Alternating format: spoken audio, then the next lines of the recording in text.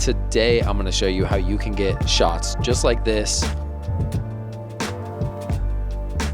for around $300. So yes, I'm not lying. This zoom lens was about $300 to get with accessories and everything. Maybe I'm in it about $400 to $500. But compared to other zoom lenses, this is a straight bargain. And I love the look and feel of this lens. What is up, guys? I'm Tyler Casey. I'm actually filming on that exact lens right now. I'm in my backyard. I'm punched into like 200 millimeters right now. And I'm going to teach you guys what to look for when buying your own, what are some of the challenges that come along with it, and how to use it. We've seen the crash zoom in Tarantino films. Like one of my favorites is the one in Django with Leonardo DiCaprio. Very snappy zoom. Shout out Jamie Foxx. I've actually met Jamie Foxx. Subtle flex. But I'm just kidding. The slow zoom in the recent Kendrick Lamar music video. Let me know some of your favorite crash zooms down below. And zoom lenses, if you don't know, are crazy expensive. One of the main things you want is a constant aperture, because some cheaper zoom lenses, like a kit lens you may have gotten, when you zoom in, it lowers the exposure, which you don't want. And also you want it to be parfocal. And what parfocal is when you zoom all the way in, you set your focus, your subject is in focus, and then you can zoom out and then everything's still in focus. So that's one really important key feature that you want with a zoom lens if you want shots like I'm showing right now. And this lens is actually made for vintage TV cameras, yes. And they have a super small sensor. I believe it's a B4 2/3 sensor. I'm filming on my GH7 right now, which is a micro four thirds camera. This is going to work on all micro four thirds cameras, and this is also going to work on cameras with an APS-C crop. The names on these lenses are insane. So this is the Fujion A28X8 BEVM 28 B4 mount with a 2X extender. So that's just insane. So this is the lens. This thing is pretty massive. As you can see, it has like that old TV broadcast look. And there's some things you're gonna need to get this to work. Shopping for these lenses is a little bit tricky, so I'm gonna walk you through that. You're gonna have to go to eBay, so let's hop onto eBay and let me show you how to shop for a lens first. Okay, so shopping for a lens, we're gonna have to go to eBay. You could look on Facebook Marketplace too, but I think eBay is our best bet here. So what we want to look for is we need a B4 lens. That's the type of mount it is. And then we want to make sure it's a 2/3 sensor. And then bonus, if we can get one with a built-in 2X extender, that's a plus. If not, we're going to have to get, so you need a mount. So you'll either need like a B4 to micro four thirds or B4 to E mount if you're on like the FX30, and that's the converter to mount it to your camera. You can get one with opticals in it. That's going to have the 2X extender kind of built in there, so that's going to help cover your sensor. So you either need it on the lens or you need it on the lens converter to mount it to your lens. So let's just take a search here. Let's type in B4 lens, and I also am going to link this. This is a lens model. So we have like Canon lenses right here, and we have the Fujion lenses right here. So we can go ahead and read. So let's just take a look at some of these. So let's look at this Canon one, and we want it to be the 2/3 sensor. We don't want the half sensor. It's going to be too long. So look, we have all this crazy jargon. So we see YJ1. Let's go, or YJ. So this is going to be the Canon. So let's see what I can find. So YJ, that's 2/3. That's what we're looking for. And then let's see if we could break down the rest of this lens, right? See what all this means. The second number, I believe, that's the zoom ratio. And you can really read what all this stuff does. But this lens technically would work for what we're looking for. This one does not have the 2X extender. So let me find one with a 2X extender just to show you. B4 lens 2X extender.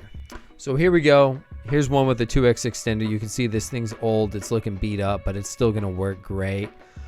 So we have J right here. So let's see what J says. J is 2/3 as well. It's gonna work. But on eBay, you have to be careful. Make sure to read the description. I can't teach you guys how to shop on eBay, but tested and working, it should. It's a little bit worn. So this one would be a great find. I'm gonna put all the links down below to help you get a lens, but let's look at the adapter. So B4 to micro four thirds. Here we go. So that's the cheap one that I bought. It's like $53, not bad at all.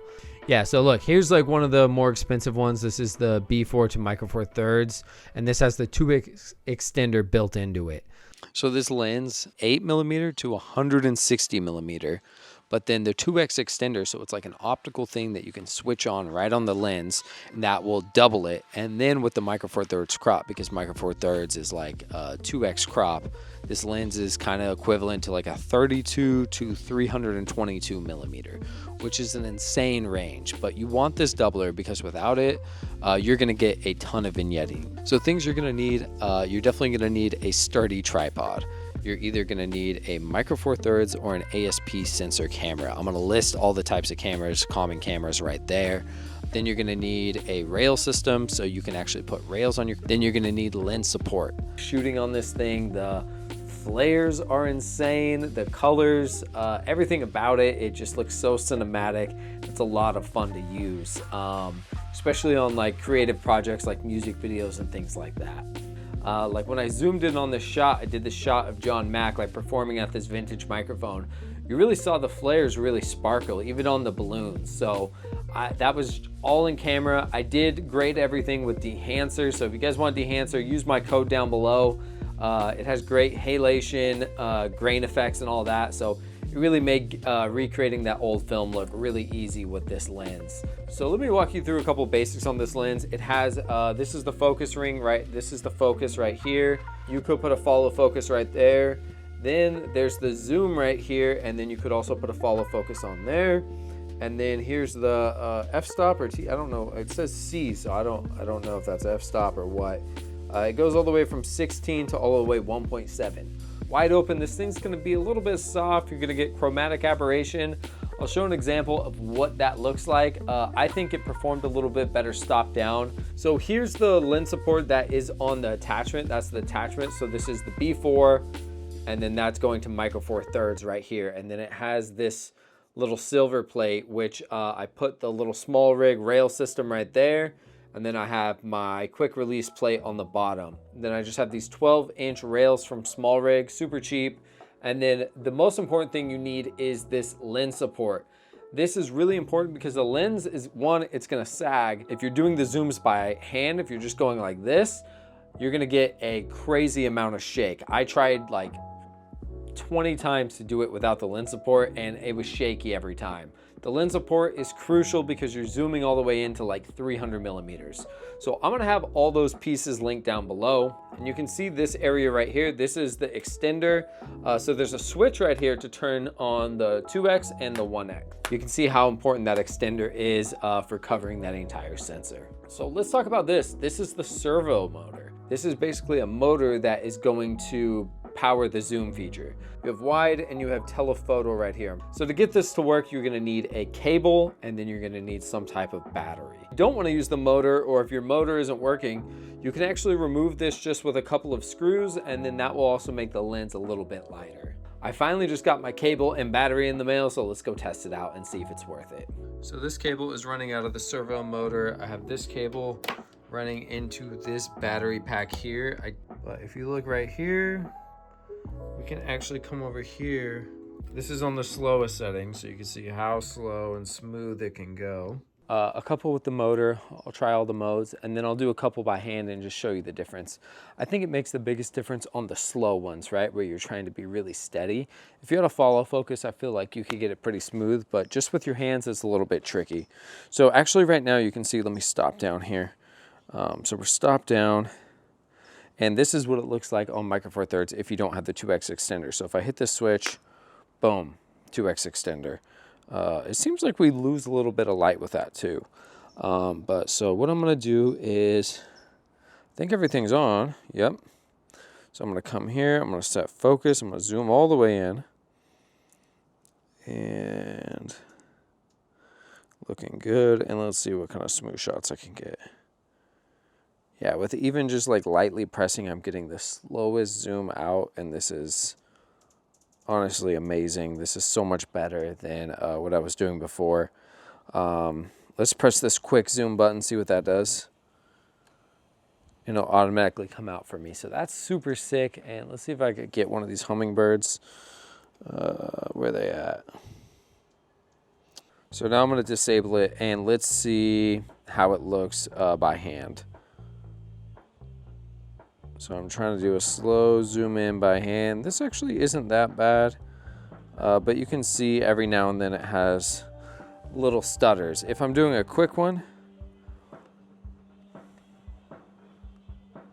if you're doing a quick like crash zoom, I think you can do it by hand, but I think the servo motor is definitely worth it. And if yours doesn't come with one, they actually sell some that you can attach. I think this thing is super sick, especially that I can play with the different speeds. And yeah, I just activate it here on the bottom. I guess I just have to find a place to mount this big ass battery, because currently I have it in my pocket and that's not very practical. I'd probably mount it here on the bottom or something like that. Overall, I would recommend this lens to pretty much anyone who shoots like music videos or films and just wants to have fun, wants to try and create that film look, or just wants a interesting lens to play around with. You can really shop around. I think you could spend anywhere from like $100 to $300, $400, $500 on these. I have everything linked down below. If you use them, I get a little bit of a kickback. I appreciate you guys watching. Let me know if you guys plan on picking up a zoom lens like this, or if you're gonna stick to your modern lenses. I'm Tyler Casey. Check out another video linked somewhere, either here or down in the description. I'll catch you guys next time. Have a good one.